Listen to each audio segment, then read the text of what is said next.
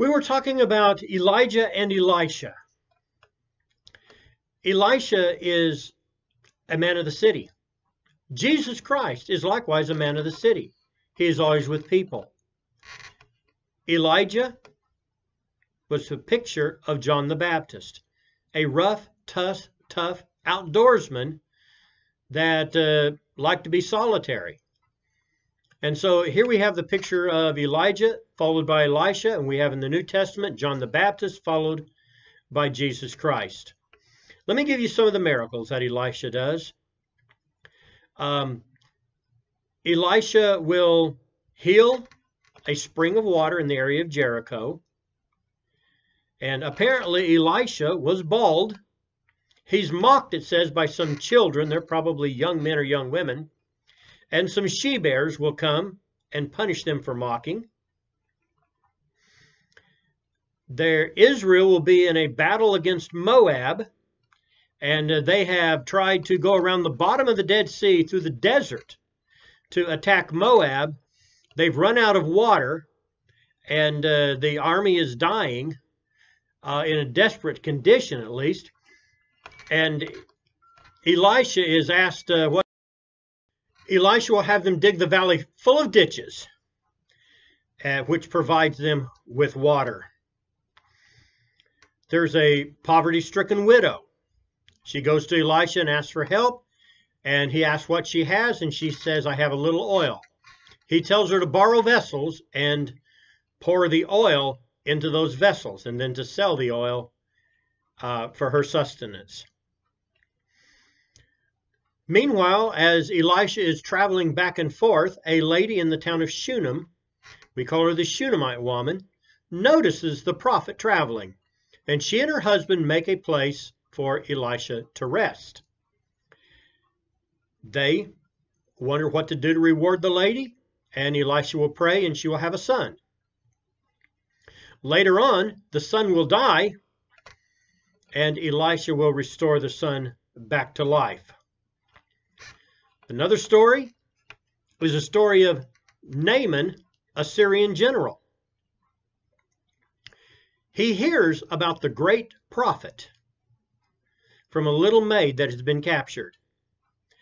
And he goes to the king. The king sends a letter to the Israelite king telling them to heal his general when he shows up.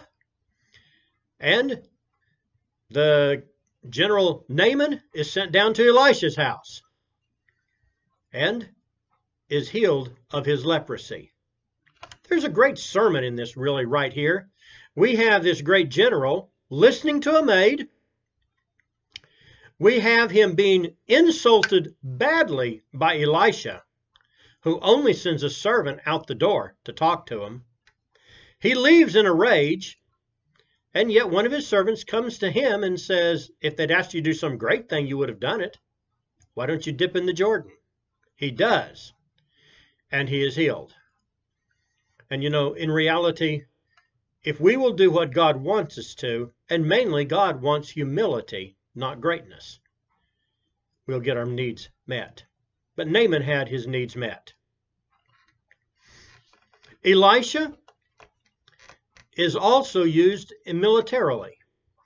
During this period of time, the king of Syria, that is from the town of Damascus, is constantly at war against Israel. Syria has the upper hand, and they're trying to capture the Israelite king, and so they, put out ambushes. And Elisha tells them where the ambushes are. And then the Syrian king says, we've got a traitor, we've got a spy, whoever it is. And somebody says, well, it's that prophet in Israel. And he says, well, where is he? And so they send down a group of men, an army, to capture him. Well, when they get there, they surround the city of Dothan where Elisha is. And Elisha will strike him with blindness, lead him right into the heart of Samaria, the capital city of Israel, and lead him to the king, restore their sight. And the king says, what should I do, kill him? And Elisha says, no, you didn't capture him. Feed him and send him home. So they quit coming to try to capture the Israelite king. But the next story, we have war again. Samaria is surrounded. The people are starving to death. And in this instance, 4 lepers at the city gate. They go down to the Syrian camp. Elisha had prophesied that the next day there would be plenty of food. They find the camp completely deserted, and they come back with the glad news. And so the city is spared. However, Jehoram, maybe not as wicked as his father Ahab, but on the other hand, he's not minding God. And God tells Elisha that it's time to anoint Jehu king of Israel. Jehu will be anointed as king of Israel, and Jehu will move swiftly to destroy the Israelite king. The Israelite king is in Jezreel. He rides furiously from where he is to Jezreel, and there he shoots down Jehoram. He will also shoot down the king of Judah, who is actually Jezebel's grandson, and both of them are dead. He will then ride to where Jezebel is, and he will tell some men there to just throw her out the window, and the dogs will eat her before he gets to bury her. He will also tell the cities of Israel that if you want to fight for the sons of Ahab, go ahead. And they're afraid to.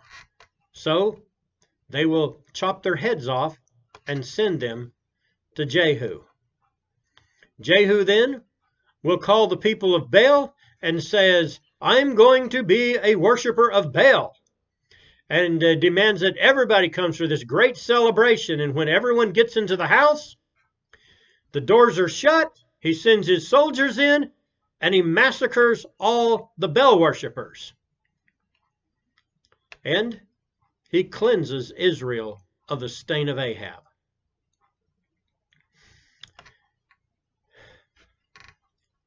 So that's the story of Jehu.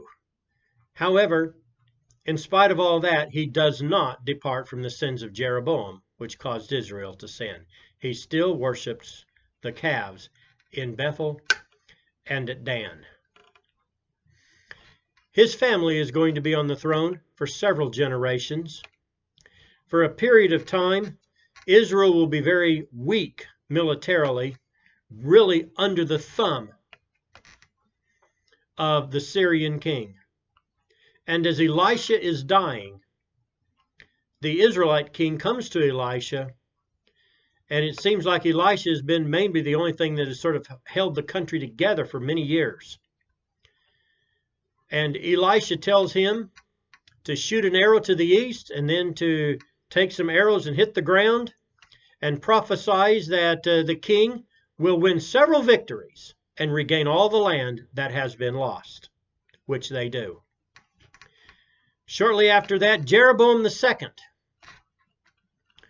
He will reign for 40 years. And Jeroboam II will be the most powerful and the greatest king militarily that Israel will ever have. And during that period of time, the country will be prosperous. They will be militarily powerful. And yet, wickedness is just permeating the country. There are some great prophets during that period of time, like the prophet Amos, who warns the people, the prophet Hosea, and in the southern kingdom, the prophet of Isaiah is also around. Jeroboam II dies about 753 BC, and within 30 years, the country will be overrun by the Assyrians. Within just a few years, Assyria will march into Israel, defeat them, and they will then be carried away captive a few years later. And that will be the end of the country of Israel at approximately 722 BC.